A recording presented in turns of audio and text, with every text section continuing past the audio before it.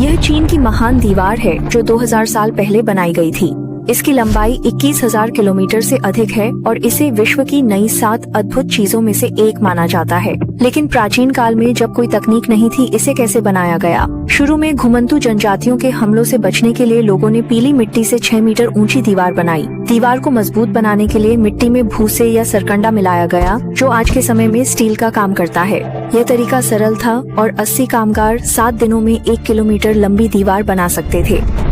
हालांकि सदियों तक उपयोगी रहने के बाद तोप जैसे भारी हथियारों के आगमन से मिट्टी की दीवार कमजोर पड़ गई। इसलिए कारीगरों ने इसकी रक्षा क्षमता बढ़ाने के लिए ईंटों का उपयोग किया। पहले उन्होंने ग्रेनाइट का उपयोग कर मजबूत नींव बनाई, फिर इसे पत्थरों से भरा ताकि बोझ कम हो और नींव अधिक पकड़ी जाए। अंत में पत्थरों पर चिकनी ईंटें लगाईं। सामग्री पहुंचाने के लिए रास्ते बनाए गए और पूरी दीवार के निर्माण में अरबों ईंटों का उपयोग हुआ। इतनी बड़ी संख्या में ईंटें कहां से आईं? प्रारंभ में कारीगरों ने ईंटें बनाने के लिए मिट्टी को गर्म करने की कोशिश की, परंतु यह असफल रहा। बाद में उन्होंने भट्टियों में सुरंगें बनाई ताकि हर ईंट समान रूप से गर्म हो। इसका परिणाम यह हुआ कि ईंटों का बड़े पैमाने पर उत्पादन संभव हो पाया। लेकिन दीवार ऊंचे पहाड़ों पर बनी थी, तब ये ईंटें वहां कैसे पहुंचाई गईं?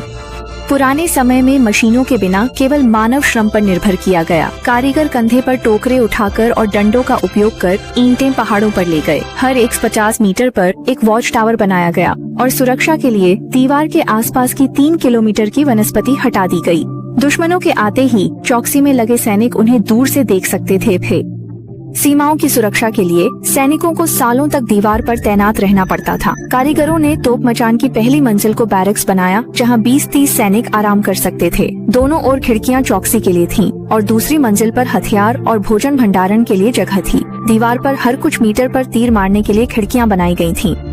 यदि दुश्मन बहुत बड़ी संख्या में हमला करता तो सैनिक किले से झंडे उठाकर सूचना पहुंचाते। एक झंडा 500 घुड़सवारों का संकेत देता। साथ ही सैनिक बीकन जलाकर हजारों किलोमीटर दूर राजधानी तक खबर पहुंचाते, ताकि अन्य सैनिक जल्द ही इकट्ठा होकर दुश्मन का मुकाबला कर सकें।